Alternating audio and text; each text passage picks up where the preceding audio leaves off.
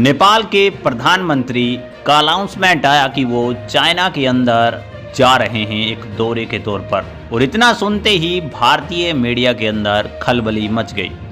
कोई कुछ बोल रहा है, कोई कुछ बोल रहा है।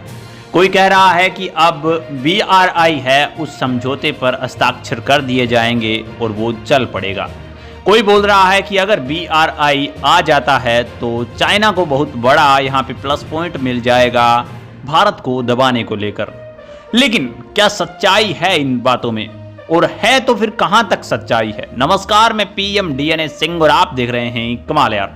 एक्चुअल में सबसे बड़ा मुद्दा यह है कि BRI जो कि लगभग यहाँ पे 5 साल हो चुके हैं, अभी तक तो आई नहीं, लेकिन उसके बावजूद मुद्दे हर दिन बनते हैं। और जैसे ही कोई ऐसा विशेष महत्व वाला यहाँ पे फेस्टिवल कहें या फिर दौरा कहें, किसी भी तरह से यहाँ पे अटैचमेंट बढ़ती है चाइना के साथ, तो हमेशा यहाँ पे मीडिया कूदता ही कूदता है, इसके अंदर दखल देता ही देता है और कई ऐसे मुद्दे बना देता है जो कि इनवैलिड से लगते हैं।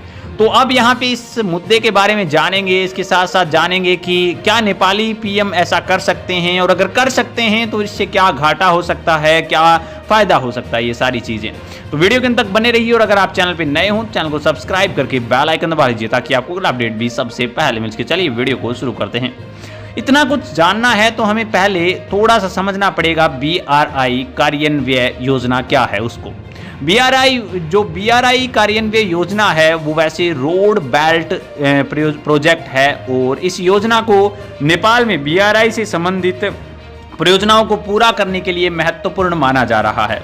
योजना में इस बार यहाँ पे कई बार बातचीत हो चुकी है, और संयुक्त रूप से अनुदान, ऋण और अन्य वित्तीय व्यवस्था के साथ नेपाल में BRI परियोजना का निर्माण करने की भी बात चल रही है। मसौदा योजना में BRI ढांचे के तहत सहयोग के क्षेत्र की भी पहचान कर ली गई है, और नेपाल और चीन ने 2017 में BRI पर रूपरेखा समझौते हस्ताक्षर कर लिए थे। कहने का मतलब कि MOU साइन किया गया था। लेकिन अब यहाँ पे इस 2017 में इस चीज पर हस्ताक्षर हो चुके थे, तो सभी लोग ये भी सोच रहे हैं कि अब तक चली क्यों नहीं फिर ये। तो इसका रीजन ये है कि नेपाल ने सिर्फ और सिर्फ एक MOU पर साइन किया था, इस पूरी प्रोजेक्ट पर कोई साइन नहीं किया गया था। जबकि चाइना बोल रहा है कि ये BRI की जो प्रोसेस थी MOU की वो कंप्लीट हो चुकी है, लेकिन दोनों पक्ष परियोजनाओं को लागू करने के तरीके पर एक समझौता यहाँ पे जो करना चाहते थे वो समझौता विफल हो गया है। इसका रीजन ये है कि नेपाल के अंदर एक एयरपोर्ट बना था जिसके ऊपर हक जताया था यहाँ पे चाइना ने, और उसके बाद थोड़ी अनबने शुरू हुई, और शायद नेपाल की गवर्नमेंट को ऐसा लगा कि और ज्यादा यहाँ पे इंटरमीडिएट जो यहाँ पे प्रोजेक्ट होते हैं वो नहीं चलाने चाहिए। नेपाल में चीन के बेल्ट एंड रोड इनिशिएटिव में शामिल होने की तैयारियां अब जोरों शोरों से है। ये बात यहाँ पे इंडियन मीडिया क्यों छापता है, इसके ऊपर थोड़ा गौर करते हैं।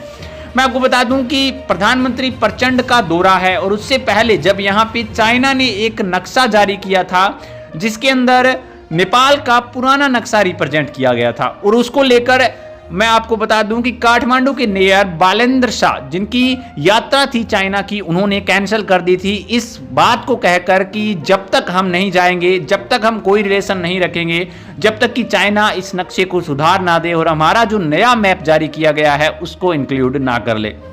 ऐसा चाइना ने किया नहीं, लेकिन उसके बावजूद बालेंद्र शाह ने अपनी यात्रा टाली थी, बल्कि जो PM ऑफ नेपाल है उसने अपनी यात्रा नहीं टाली थी। कहने का मतलब वो जा रहे हैं, और इसी चीज को टारगेट किया जा रहा है कि जो तैयारियां हैं वो जोरों शोरों से चल रही है। नेपाल ने अभी तक सिर्फ BRI से जुड़े एक MOU पर हस्ताक्षर किया है, और चाइना इसका दावा कर रहा है कि इसे पूर्ण कर लिया है, लेकिन नेपाल के अधिकारियों ने चीन के इस दावे को खारिज भी कर दिया है, और अब यहाँ पे बेमतलब का बवाद ये हो रहा है। अब ये आप ये भी सोच रहे होंगे कि चल मान लिए कि इसको पूरा नहीं किया गया, खारिज कर दिया गया, लेकिन नेपाल अगर BRI को साइन भी कर देता है तो भारत को क्या प्रॉब्लम है? फिर इंडियन मीडिया इतना ज्यादा उछलता ही क्यों है इस मुद्दे पर? इसका रीजन है दोस्तों, इसका रीजन ये है कि जैसा आपने पहले देखा था मैप के अंदर, चाइना और भारत के बीच एक बॉर्डर अगर बनाता है तो वो यहाँ पे 1070 किलोमीटर लगभग कहीं ना कहीं कह सकते हैं नेपाल बनाता है। और नेपाल के रास्ते से अगर चाइना आना चाहे भारत तो बहुत आसान हो जाएगा उसके लिए। लेकिन एक इसमें दिक्कत ये भी है क्योंकि चाइना के पास अभी भी रोड है और रोड के जरिए वो नेपाल के अंदर इंटर करता है, तो वो अगर लाना चाहे तो आ सकता है, लेकिन जबरदस्ती करनी पड़ेगी उसके अंदर नेपाल के साथ, क्योंकि नेपाल इस बात पर कभी हाँ नहीं करेगा कि वो यहाँ पे इंडिया को नुकसान पहुंचाए या फिर उसकी वजह से कोई नुकसान हो, तो हम कह सकते हैं। लेकिन बीआरआई जो प्रोजेक्ट है उसके अंदर समझौता ये होगा कि अनुदान जो आएगा वो दोनों देशों से आएगा। अब यहाँ पे अनुमति लेने की क्या जरूरत रहेगी या फिर नहीं रहेगी, ये बहुत बड़ा सवाल उठता है। अगर अनुमति लेने की जरूरत नहीं रहेगी अनुदान की बदौलत उनका कुछ हक होगा, तो ये वास्तव में गलत हो सकता है, लेकिन ऐसा होने नहीं देगा नेपाल।